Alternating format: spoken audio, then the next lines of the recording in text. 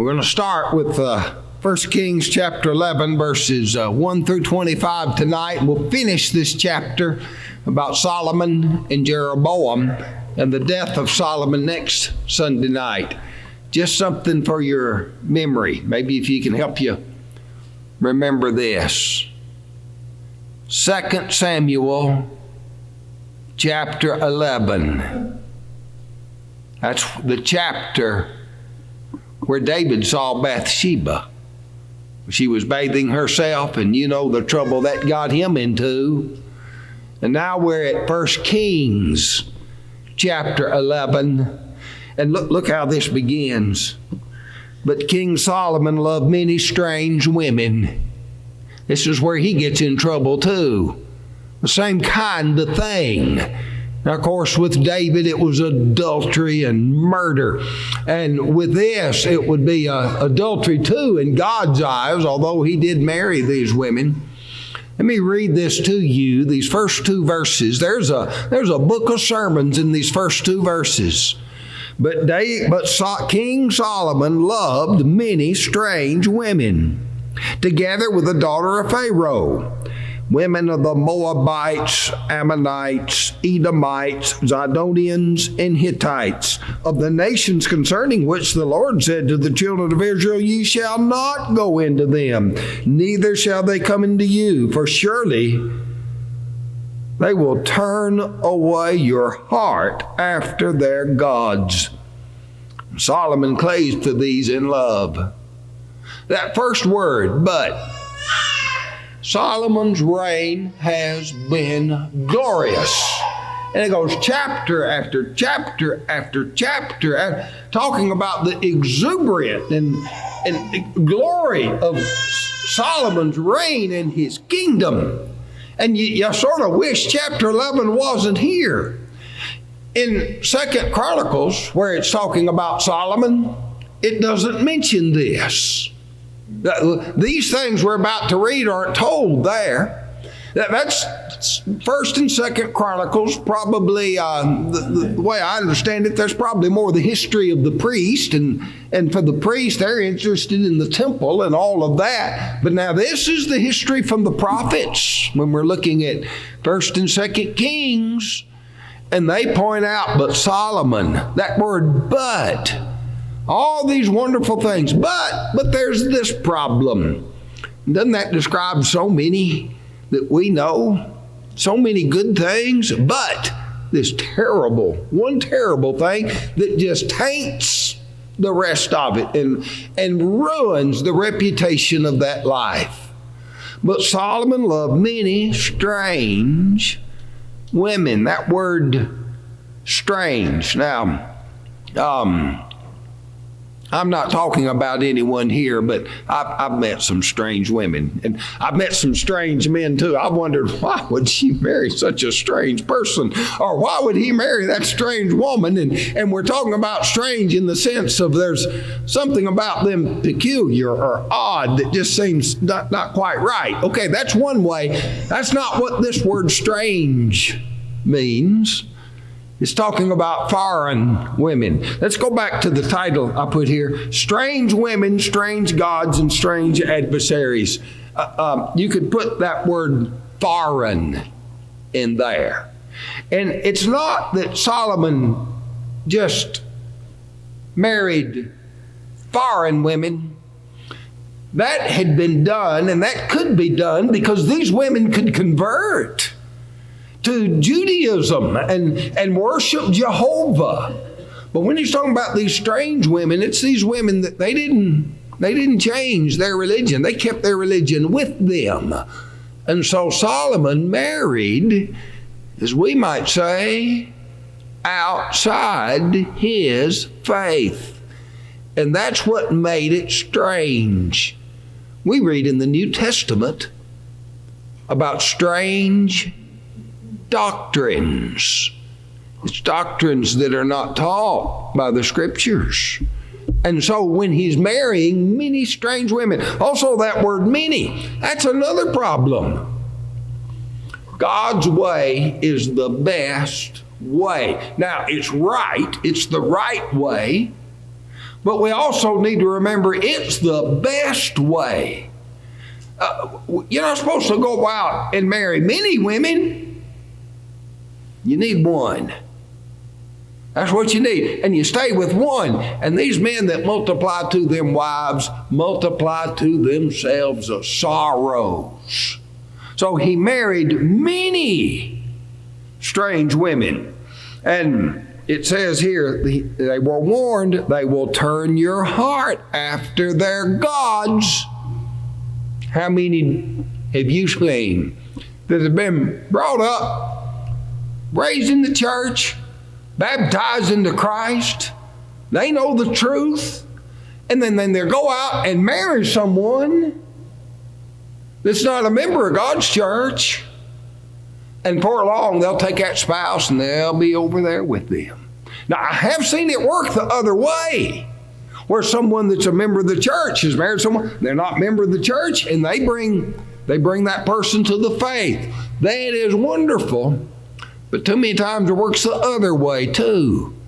It's just so important when you're thinking about who to marry. There's a lot of things to consider. And usually when you're young like that, you're considering things that really aren't so important. You remember how Solomon would write in the book of Proverbs that favor is deceitful and beauty is vain. And yet that's going to turn the eye and attract the heart of many a young man. Solomon goes on to say, but she that feareth the Lord shall be praised. And that's what you need, is someone that'll help you get to heaven. Not someone that's going to pull you away from the Lord. And God warned that. For surely they will turn your heart after their gods. How could that happen? Solomon probably thought, oh, not me. Not me. I've already, listen, the Lord has appeared to me. Look how he's blessed me. I built his temple. Not going to happen to me. I'll stay faithful. Remember, he wouldn't even let the daughter of Pharaoh live in Jerusalem. But it did. It got to him. And it turned his heart away. Now, let's look at some things the law had said. God warned in the law about this, and you're going to see Solomon written all over these pages. Deuteronomy 7, 1 through 4. When the Lord thy God shall bring thee into the land wherein thou goest to possess it, and hast cast out many nations before thee, the Hittites and the Girgashites and the Amorites and the Canaanites and the Perizzites and the Hivites and the Jebusites. And my dear old daddy always likes to throw in the termites, okay, but just his humor there. But 7 nations greater and mightier than thou. And when the Lord thy God shall deliver them before thee, thou shalt smite them and utterly destroy them. Thou shalt make no covenant with them, nor show mercy unto them. Neither, here it is, shalt thou make marriages with them. Thy daughter shall not, thou shalt not give to his son, nor his daughter shalt thou take unto thy son. For they will turn away thy son from following me, that they may serve other gods, and will anger, and so will the anger of the Lord be kindled against you and destroy you suddenly. Deuteronomy 17, verses 14 through 20. Look what Moses had written so many years before this. They were warned. When thou art come into the land which the Lord thy God giveth thee, and shall possess it, and shall dwell therein, and shall say, I will set a king over me, like as all the nations that are round about thee. Thou shalt in any wise set him king over thee, whom the Lord thy God shall choose.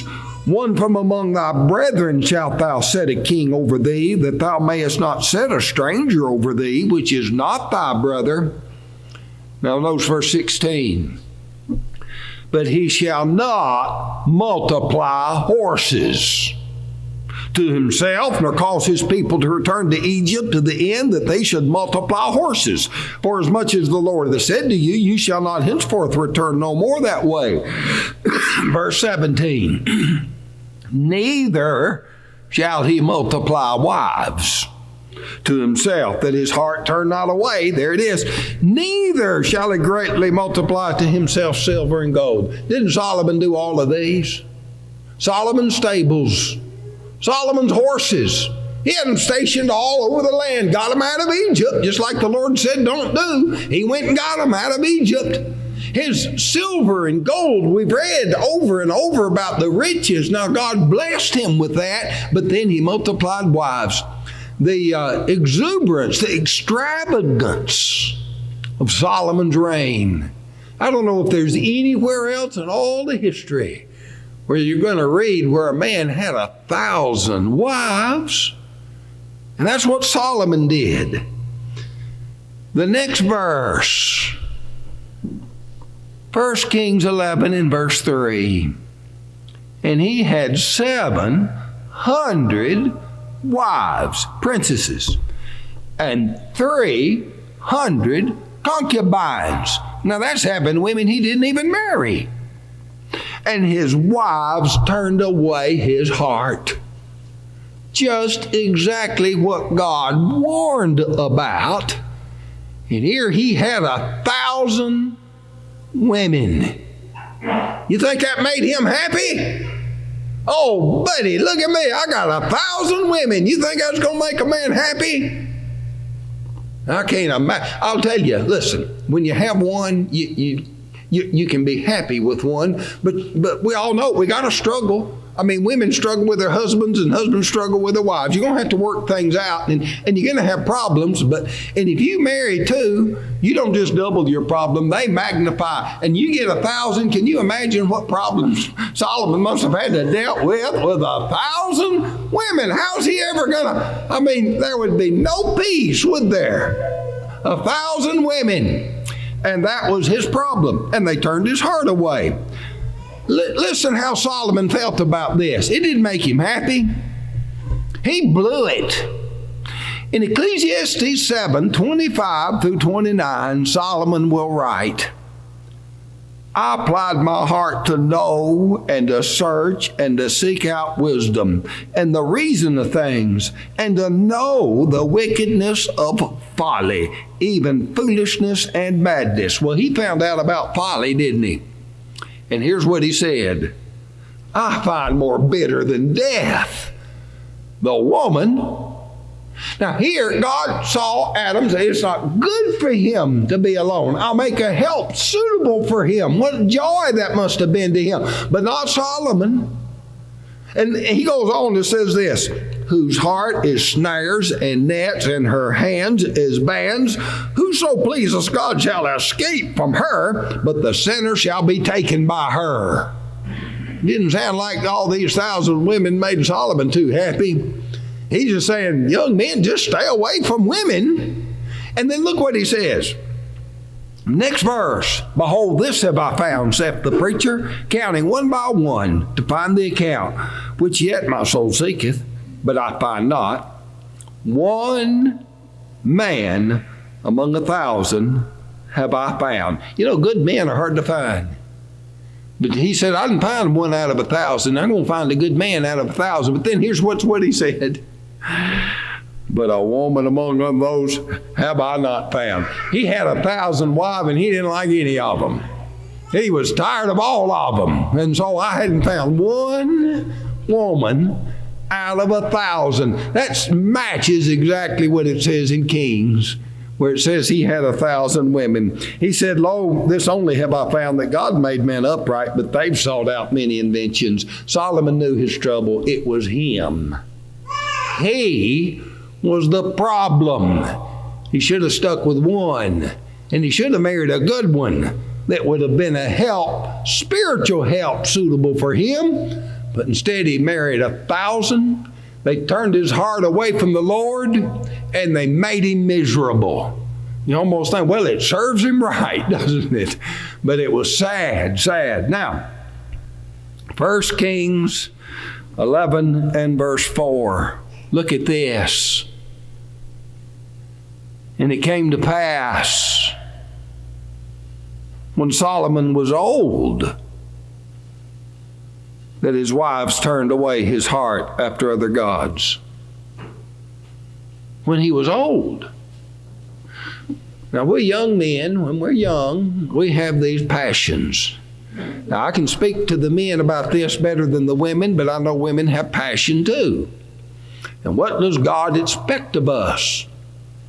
He expects us to walk after the Spirit and not after the flesh. And we men learn we can rule our passions. We're not going to let our passions rule us. We're going to conquer them. And we're going to do what's right. And women learn the same thing. And so that's what God expects out of us. But now here's Solomon. He had, in his youth, passion, in his cocky confidence, he thought, they won't turn away my heart. And maybe in his youth, he could have married some of these women and still stay, but I'm going to stay with the Lord. I'm going to stay with the Lord. I'll violate this, but otherwise I'm staying with the Lord.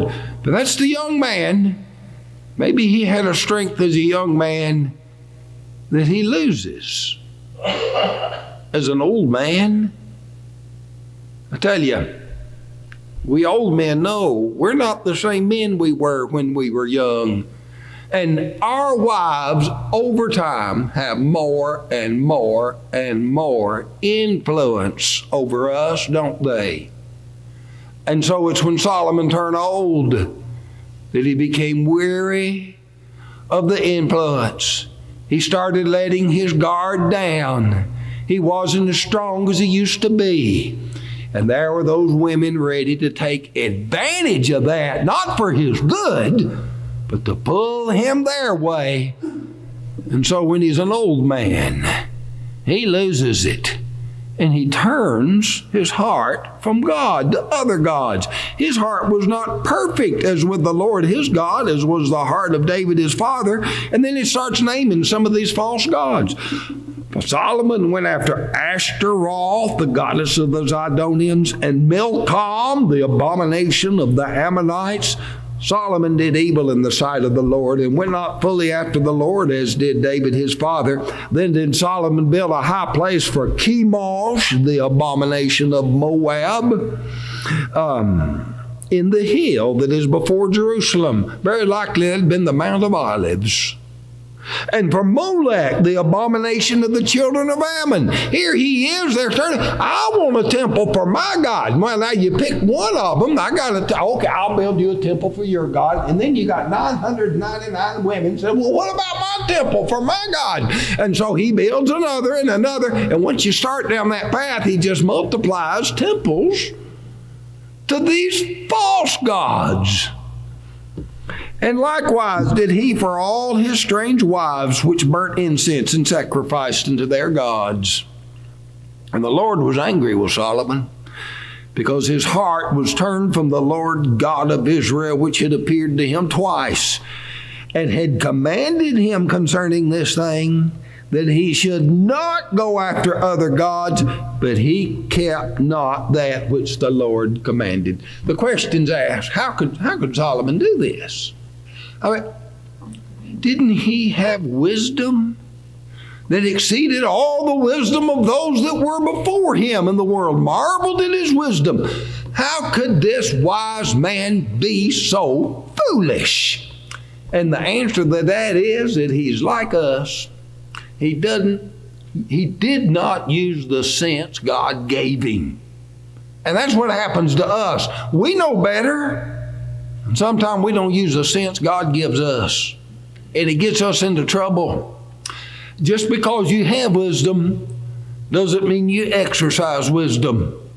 And he did not exercise his wisdom there. But as he said, I learned the wickedness of folly.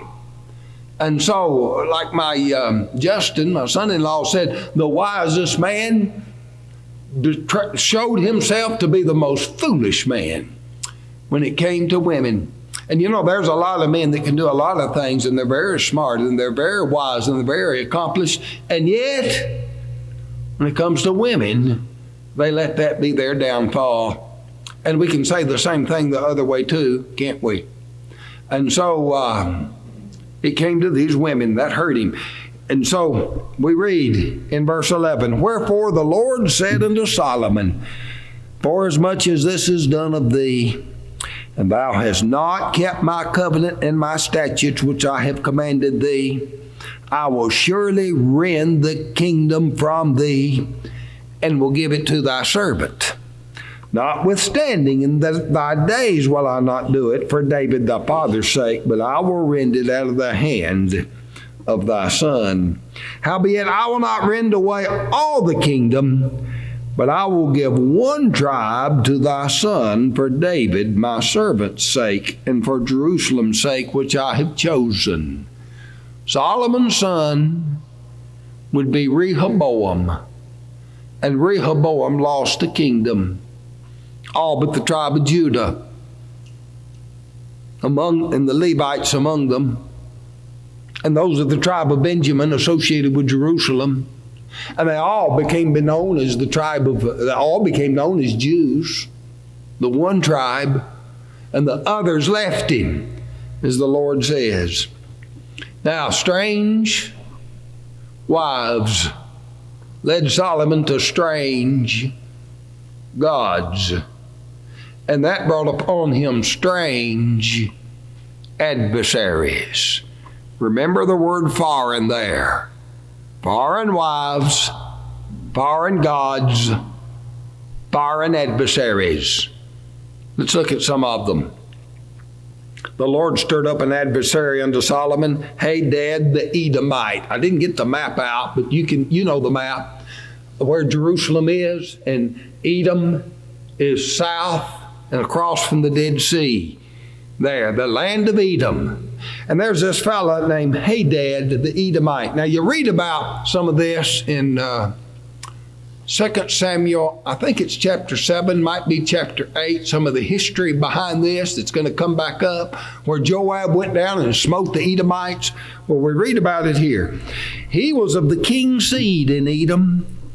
For it came to pass when David was in Edom, and Joab, the captain of the host, was gone up to bury the slain after he had smitten every male in Edom. For 6 months did Joab remain there with all Israel, until he'd cut off every male in Edom, that Hadad fled, he and certain Edomites of his father's servants with him, to go into Egypt.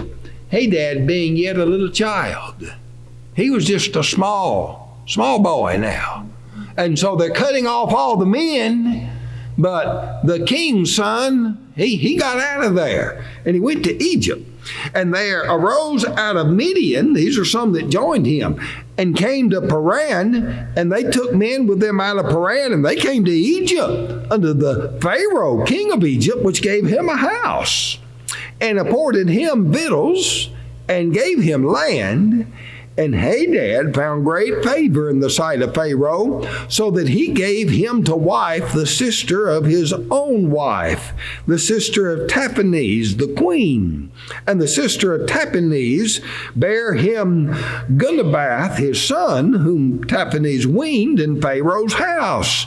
And Gunabath was in Pharaoh's house among the sons of Pharaoh. So little boy Hadad, he got over to Egypt. The Pharaoh took a liking to him, got him into his family, and raising his children up in his own house.